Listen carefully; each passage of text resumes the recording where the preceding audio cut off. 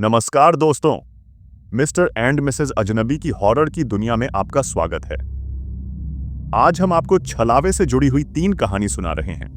यह कहानियां वैसे तो छोटी है, लेकिन आपको इसमें डर का एहसास जरूर होगा। तो चलिए शुरू करते हैं अपनी पहली कहानी। यह पहली कहानी बलराम नाम के ट्रक ड्राइवर की है। बलराम अमृतसर के पास अमरकोट नाम के एक गांव में रहता था और पिछले 20 साल से ट्रक चला रहा था। ट्रक चलाने में बलराम ऐसे माहिर था जैसे कि वह बंद आंखों से भी ट्रक चला सकता था और उसे ज्यादातर हाईवे के हर मोड़ की तकरीबन सारी जानकारी थी। वैसे तो उसके साथ उसका खलासी रणदीप हमेशा ही उसके साथ होता था, लेकिन आज रात रणदीप की तबीयत कुछ खराब थी और कुछ जरूरी माल की डिलीवरी उसे हिमाचल प्रदेश के कसौली में करनी थी, तो वह अकेला ही ट्रक लोड करके हाईवे की ओर बढ़ गया। वैसे तो उसे हिमाचल में ड्राइव करते हुए कई साल बीत चुके थे, लेकिन आज भी कई ट्रक ड्राइवर वहां के सुनसान सड़कों पर भूत प्रेत और छलावा होने की कहानी बयां करते थे। बलराम को इन सब बातों पर कोई विश्वास नहीं था और वह सिर्फ इन्हें ट्रक ड्राइवर के मनोरंजन की कहानियां ही समझता था। लेकिन उसे क्या पता था कि किसी न किसी कहानी के पीछे कोई ना कोई सच्चाई जरूर होती है और आज रात उसका ही सच्चाई से सामना होने वाला था। वैसे तो कहा जाता है कि पूर्णिमा और अमावस की रात यह काली शक्तियों अपने उफान पर होती है और यही वे रातें होती हैं जब वे लोगों को अपना शिकार बनती हैं। आज भी एक काली अमावस की रात थी। पठानकोट को पार करके ट्रक हिमाचल की ओर बढ़ने लगा। थोड़ी ही देर में घुमावदार पहाड़ी सड़कें शुरू हो गई। कहीं कहीं हाईवे पर लाइटें लगी थीं, लेकिन ज्यादातर इलाकों में घुप अंधेरा था। उसे हाईवे के हर मोड़ का अंदाजा था, लेकिन उस रात कुछ अलग था। रात के 2:30 बजे थे और वो एक सुनसान हाईवे पर माल लेकर जा रहा था। चारों ओर घना कोहरा था। सड़क पर कोई दूसरी गाड़ी नहीं। ठंड ऐसी थी कि उसकी उंगलियां स्टीयरिंग पर जम रही थीं। उसने अपने पुराने ट्रक का हीटर चालू करने की कोशिश की, लेकिन वो खराब था। उसने बुदबुदाया, ये साला रास्ता आज कुछ ठंडा लग रहा है। अभी तक तो सर्दियों ठीक से शुरू भी नहीं हुई। रणदीप को भी आज ही बीमार पड़ना था। कब से उसे बोल रहा था कि सर्दियां शुरू हो रही है और हीटर ठीक से काम नहीं कर रहा तो किसी मैकेनिक को बुला ले, पर वह मेरी बात सुने तब ना। रेडियो चालू किया, पर सिर्फ शोर सुनाई दिया, एक अजीब सी खरखराहट। उसने उसे बंद कर दिया और सिगरेट जलाई। फिर खुद से ही किसी गाने की धुन गुनगुनाने लगा। नींद को रोकने के लिए वह कश पर कश मार रहा था। कितनी ठंडी और नीरस रात थी। तभी हेडलाइट में सड़क किनारे एक औरत दिखी, सफेद साड़ी में, सिर झुकाए, हाथ में लाल रुमाल लिए। उसके बाल लंबे थे जो हवा में हल्के हल्के लहरा रहे थे। पहले तो बलराम डर गया। उसने दूसरे ट्रक ड्राइवर से इस हाईवे पर भूत प्रेत होने की बातें सुनी थी, लेकिन तभी बलराम ने सोचा, इतनी रात को यहां कोई कैसे? शायद कोई मुसीबत में है। यह सोचकर उसने ट्रक धीमा किया, खिड़की खोली और पूछा, इतनी रात को कहां जा रही हो बहन? वो औरत अपनी ही धुन में चलती जा रही थी। बलराम को लगा शायद कोई दुखियारी है, तो उसने फिर से जोर देकर कहा, कहां जाना है बहन? आप कहें तो मैं आपको कहीं छोड़ दूं। बाहर बहुत ज्यादा ठंड है। आप घबराइए नहीं, मैं एक अच्छा इंसान हूं और मेरे घर में भी बहन बेटियां हैं। औरत ने सिर उठाए बिना ठंडी और कर्कश आवाज में कहा, बस थोड़ा आगे, मुझे छोड़ दो। बलराम को उसकी आवाज से सिहरन हुई, लेकिन उसने सोचा, गरीब औरत होगी। उसने दरवाजा खोला और बोला, ठीक है, बैठ जाओ, जल्दी करो, ठंड बढ़ रही है। औरत चुपचाप पीछे की सीट पर बैठ गई। बलराम ने ट्रक स्टार्ट किया और आगे बढ़ा। कुछ देर तक सन्नाटा रहा। उसने सोचा, ये इतनी चुप क्यों है? मैं खुद ही से कोई बात करता हूं। यह सोचकर बलराम ने उसे औरत से पूछा, बहन, आपने बताया नहीं आप इतनी रात को कहां जा रही हैं? क्या सब कुछ ठीक है? अगर कोई परेशानी है तो आप मुझे बता सकती हैं। औरत ने उसकी बात का कोई भी जवाब नहीं दिया। अब बलराम को कुछ अजीब लग रहा था। उसने रियर व्यू मिरर में देखा। औरत का सिर अभी भी झुका था, लेकिन उसका रुमाल अब फर्श पर पड़ा था और उससे लाल बूंदें टपक रही थीं। क्या यह खून है? बलराम ने अपने मन में सोचा और कुछ हिम्मत करके उस औरत से पूछा, तुम ठीक हो ना? कोई जवाब नहीं आया। अभी भी ट्रक के केबिन में सन्नाटा छाया हुआ था। बलराम अब रियर व्यू मिरर में देख रहा था। औरत अभी भी सर झुकाए बैठी थी और उसके मुंह से जानवरों की तरह गुर्राने की आवाज आ रही थी। और उसने फिर एक डरावनी आवाज में कहा, तुम ट्रक चलाओ ना, फालतू के सवाल पूछते जा रहे हो। यह सुनकर बलराम चौंक गया। उसने फिर बैक व्यू मिरर में देखा। अब वो वहां नहीं थी। उसकी जगह एक काला साया बैठा था, लंबे पतले हाथ और चेहरा कोहरे की तरह धुंधला। बलराम की सांस अटक गई। उसने चिल्लाया, यह क्या है? तभी रेडियो अपने आप चालू हो गया। उसमें से एक भयानक हंसी गूंजी, धीमी, गहरी और ऐसी जो हड्डियों तक चुभ जाए। आवाज आई, मुझे सवारी चाहिए थी बलराम, पर अब तू मेरा रास्ता बनेगा। तुम मेरा नाम कैसे जानती हो? तुम कौन हो और क्यों ऐसे मेरे ट्रक में बैठ गई हो? बलराम ने लगभग चीखते हुए पूछा। इस पर वह काला साया भयानक रूप से हंसने लगा और बलराम के डर के मारे इस ठंडे मौसम में भी पसीने छूटने लगे। बलराम ने ब्रेक मारा, लेकिन ट्रक नहीं रुका। उसने गियर बदला, लेकिन वो जाम हो गया। सड़क अब बदल गई थी। चारों ओर काले सूखे पेड़ उभर आए। उनकी शाखाएं ट्रक को खरोंच रही थीं, जैसे कोई उसे पकड़ना चाहता हो। हेडलाइट में वो औरत बार बार दिख रही थी, सड़ा हुआ चेहरा, खाली आंखें और मुंह से खून टपकता हुआ। उसने फुसफुसाया, मेरे साथ चल बलराम, तेरा ट्रक मेरा घर है अब।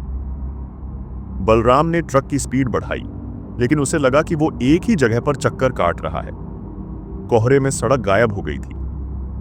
ट्रक का शीशा अपने आप टूट गया और ठंडी हवा अंदर घुस आई। उसकी सिगरेट कब की बुझ गई थी और उसे इसके बारे में कुछ अंदाजा ही नहीं था। सिगरेट के धुएं की गंध की जगह एक सड़ती हुई गंध फैल गई, जैसे कोई लाश सड़ रही हो। उसने देखा, सीट पर खून के निशान उभर रहे थे, जैसे कोई अदृश्य चीज उन्हें लिख रही हो। लिखा था, मैं हूं। पीछे से एक ठंडा हाथ उसके कंधे पर रखा गया। बलराम ने पीछे देखा। वो साया अब करीब था। उसके नाखून चमक रहे थे और उसका चेहरा धीरे धीरे साफ हो रहा था। हड्डियों का ढांचा, आंखों में लाल चमक। उसने कहा, तेरी आंखें मुझे पसंद हैं, इन्हें दे दे, फिर तुझे छोड़ दूंगी। बलराम ने चीखा, मुझे छोड़ दो, मैंने तुम्हारा क्या बिगाड़ा है? मैं तो इंसानियत के नाते तुम्हारी मदद करना चाहता था। उसने एक भयंकर अट्टहास लगते हुए कहा, मैं तो इंसान हूं ही नहीं। तू अभी भी नहीं समझा? छलावा हूं मैं, और आज तू मेरे जाल में फंस गया है। बलराम ने ट्रक को साइड में मोड़ा, लेकिन कोहरे में सैकड़ों लाल रुमाल हवा में तैर रहे थे। हर रुमाल से खून टपक रहा था और उनमें से उसकी अपनी आवाज निकल रही थी, बलराम, बचाओ, बलराम। उसने अपने चेहरे पर हाथ फेरा तो उसकी आंखें गीली थीं। शीशे में देखा, उसकी आंखों से खून बह रहा था और उसकी परछाई गायब थी। बलराम डर से कांप गया और उसे समझ नहीं आ रहा था कि वह क्या करे। उसने जोर से ट्रक का स्टीयरिंग व्हील पकड़ लिया और ट्रक को खाई की तरफ मोड़ दिया। लेकिन यह क्या, उसका ट्रक जैसे हवा में ही तैर रहा था। यह देखकर बलराम बहुत डर गया।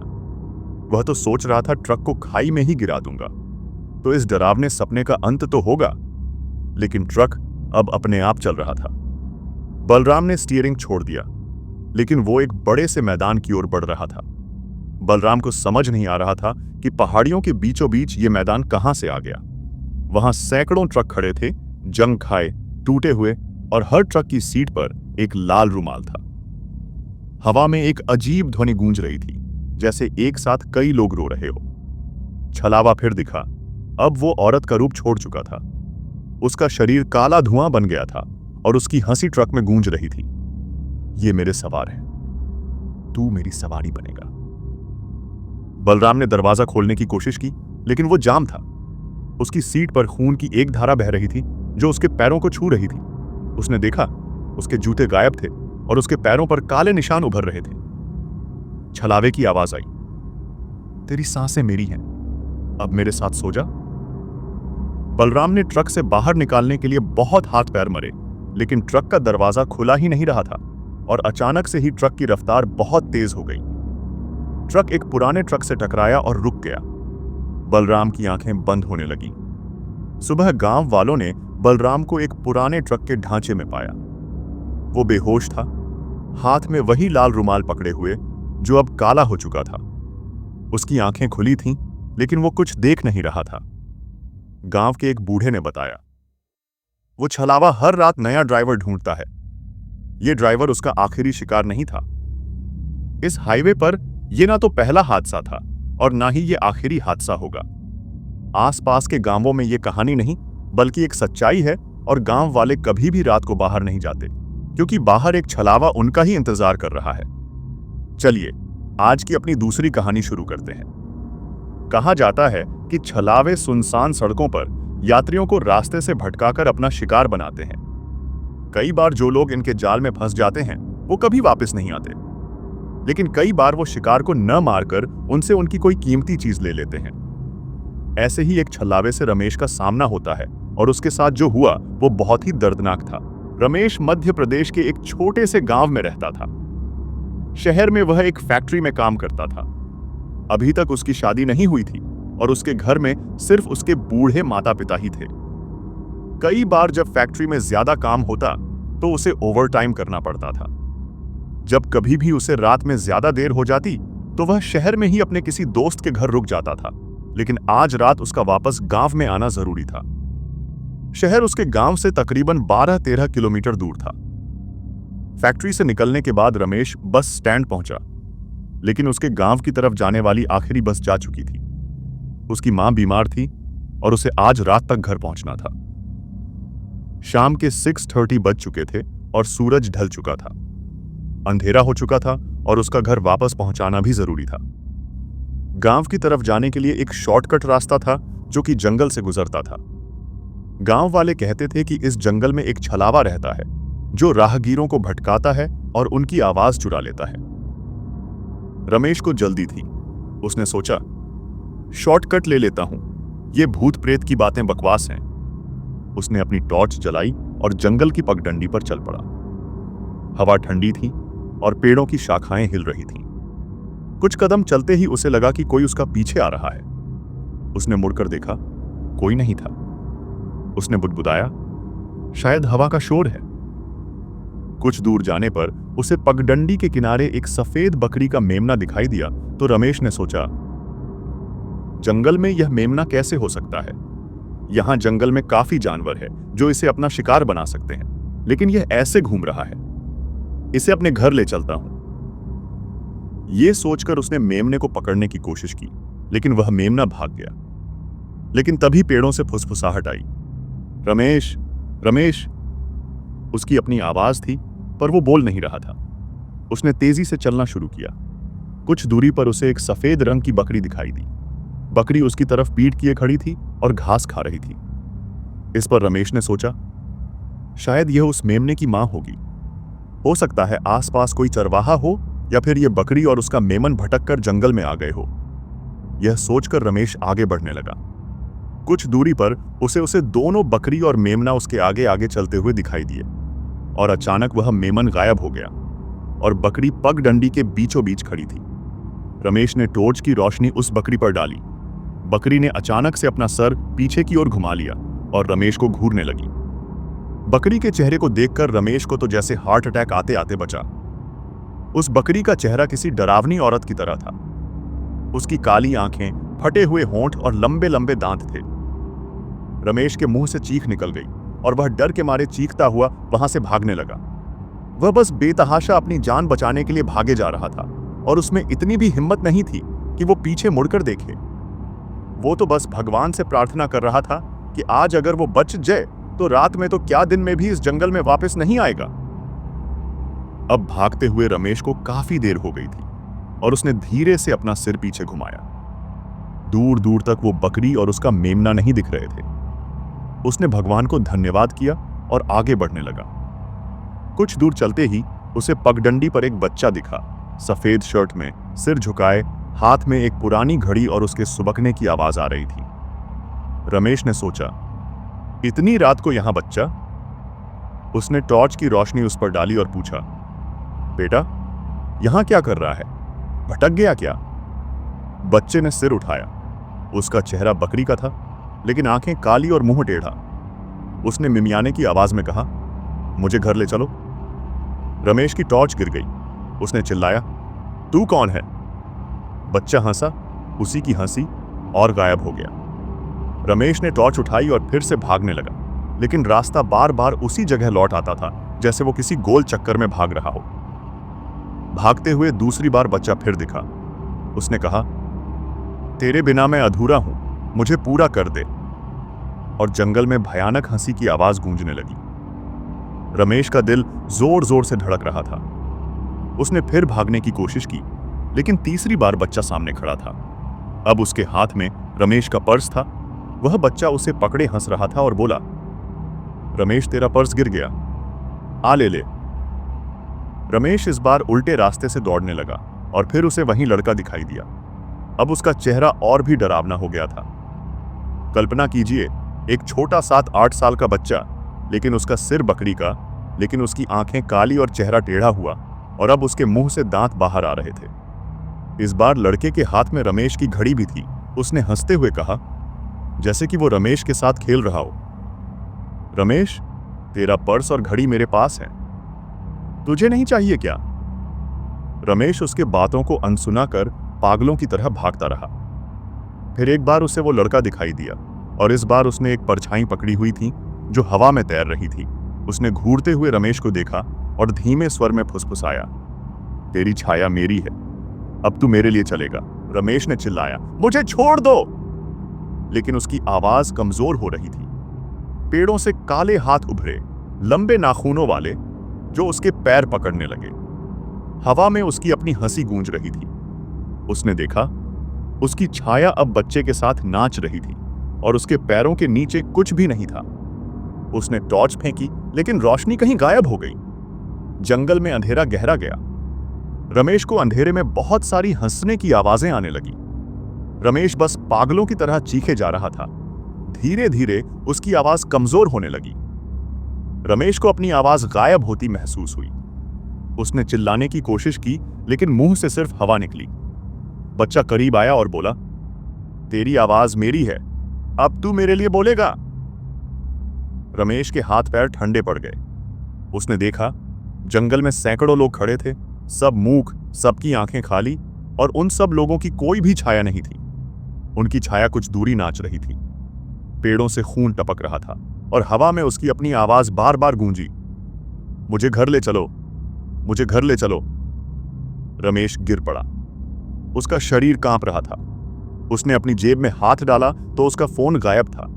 उसकी जगह एक सड़ी गली बदबूदार हड्डी थी जो गीली थी।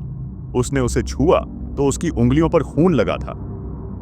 रमेश लगातार चीखने की कोशिश कर रहा था, पर उसके मुंह से सिर्फ हवा ही निकल रही थी। वो डरावना बच्चा उन परछाइयों के साथ नाचते हुए जोर जोर से हंस रहा था। रमेश को लगा जैसे वो पागल हो रहा है। उसने भी जोर जोर से हंसना शुरू कर दिया और हंसने के साथ साथ रोना। पता नहीं कितनी देर तक रमेश इसी अवस्था में रहा और अंत के बेहोश हो गया। सुबह गांव वालों ने रमेश को जंगल के किनारे पाया। वो मूक था, होंठ सूखे और आंखें खुली हुई। उसकी छाया गायब थी। पास में एक पेड़ पर बकरी का कटा हुआ सिर लटक रहा था जो हंस रहा था। गांव वालों ने देखा, रमेश के होंठ हिल रहे थे, लेकिन आवाज किसी और की थी। अगला कौन? कहा जाता है। ये छलावा सालों से यहां है। वो हर उस शख्स को लेता है जो उसकी आवाज सुनता है। रमेश की मां का इंतजार बेकार गया। अब उसका नेट्स बदल गया था। ना तो उसकी परछाई थी और न आवाज, बस एक शून्य सा घूरता हुआ चेहरा जो उस रात के खौफ की गवाही देता था। तो चलिए हमारी आज की तीसरी और आखिरी कहानी शुरू करते हैं। यह कहानी महाराष्ट्र के पुणे के रहने वाले संजू की है। 28 साल का संजू पेशे से ट्रक ड्राइवर था। इससे पहले संजू स्कूल बस और मिनी बस आदि चलाया करता था। लेकिन ट्रक ड्राइवर एक बस ड्राइवर की तुलना में अधिक पैसे कमाता है, तो संजू ने बस छोड़कर ट्रक चलाने का फैसला किया। संजू एक नया ट्रक ड्राइवर था और अभी भी उसे रास्तों के बारे में अच्छी तरह से लता नहीं था। लेकिन उसे रात की शिफ्ट पसंद थी, सड़क खाली और ट्रक की आवाज में सुकून। उसके साथ उसकी की मासी का लड़का विजय उर्फ विज्जू खलासी के रूप में काम करता था। संजू विज्जू को ट्रक चलाना भी सिखा रहा था ताकि कुछ एक्सपीरियंस होने पर विज्जू भी ट्रक चला सके। दोनों मौसेरे भाई बातें करते हुए सफर करते थे।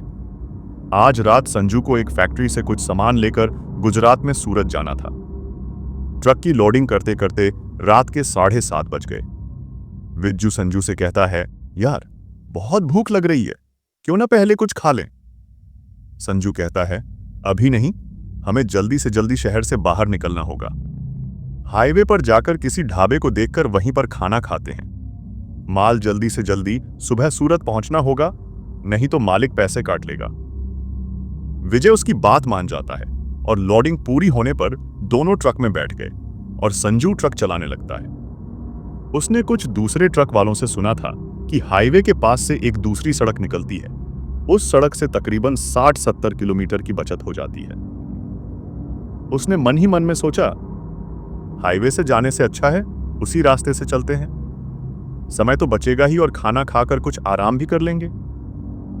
उसने विज्जू से इस बारे में बात की। इस पर विज्जू कहता है, ठीक है, उसी रास्ते से चलते हैं, एक नया रास्ता भी पता चल जाएगा और समय भी बच जाएगा।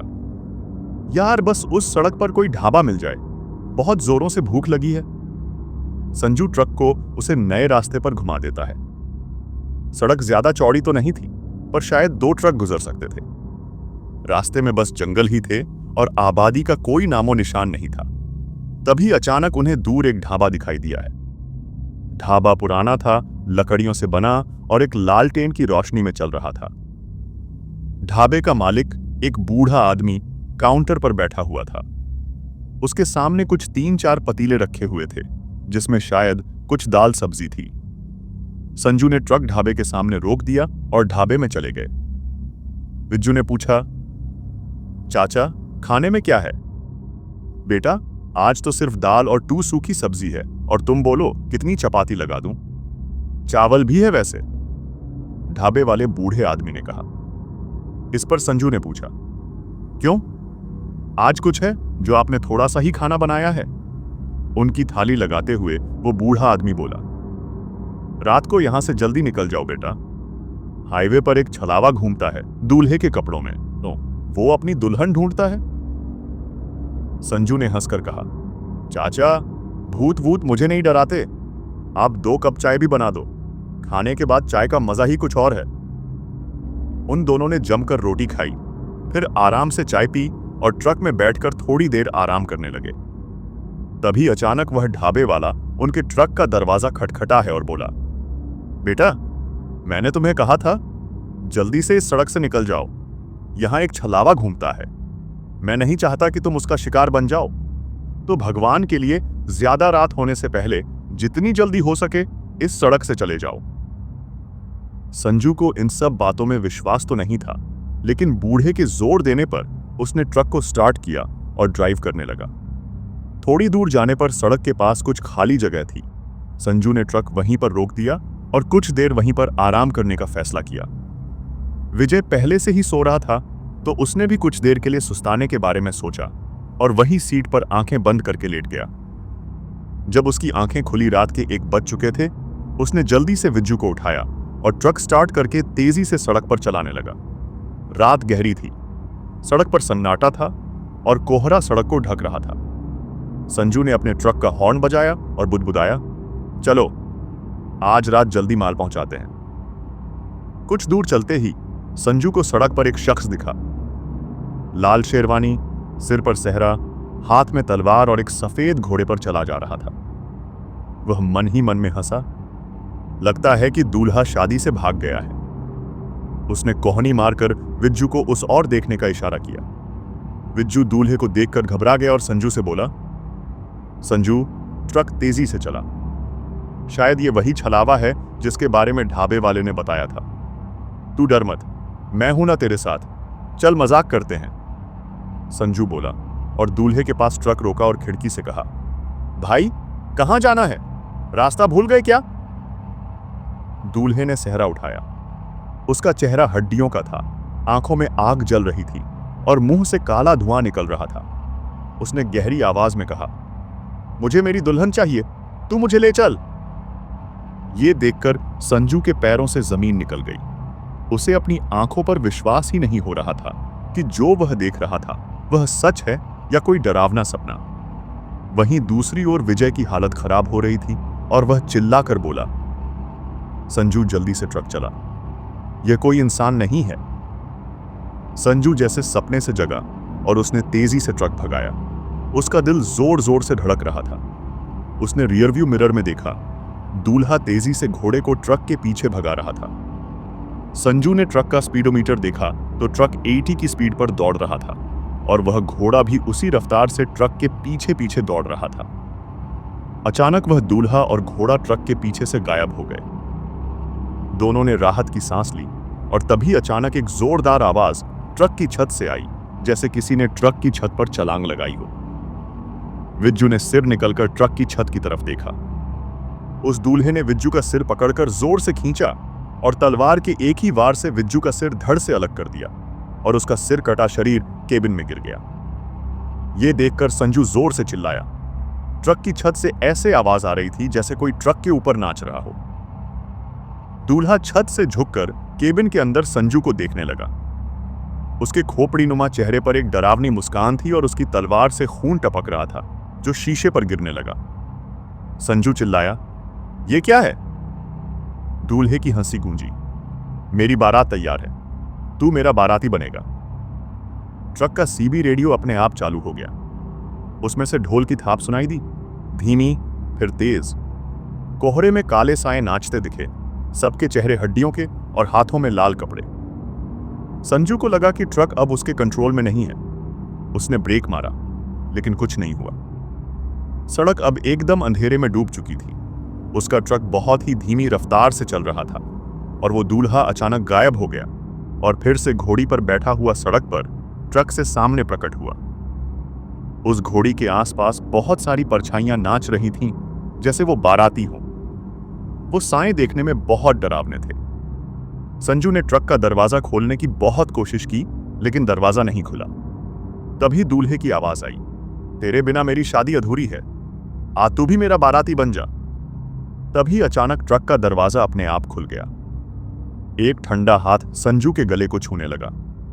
उसने देखा, उसकी सीट पर एक गुलाबी रंग की पगड़ी थी, जो कि आमतौर पर दूल्हे के रिश्तेदार पहनते हैं, पड़ी हुई थी। संजू जड़ होकर यह सब देख रहा था। पगड़ी धीरे धीरे उसके शरीर पर चढ़ रही थी और उसके सिर पर बंध गई। दूल्हा, बारात और ट्रक धीरे धीरे श्मशान की तरफ बढ़ने लगे। संजू ये सब देखकर डर के मारे कांप रहा था और उसने हिम्मत करके ट्रक से कूदने की कोशिश की, लेकिन उसके पैर जकड़ गए। शमशान में ढोल तेज हो गए और साए तेजी से नाचने लगे। सायों ने उसे घेर लिया। हर साए के हाथ में एक तलवार थी और उनके चेहरों से खून टपक रहा था। दूल्हा उसके सामने खड़ा था, तलवार हवा में लहराते हुए।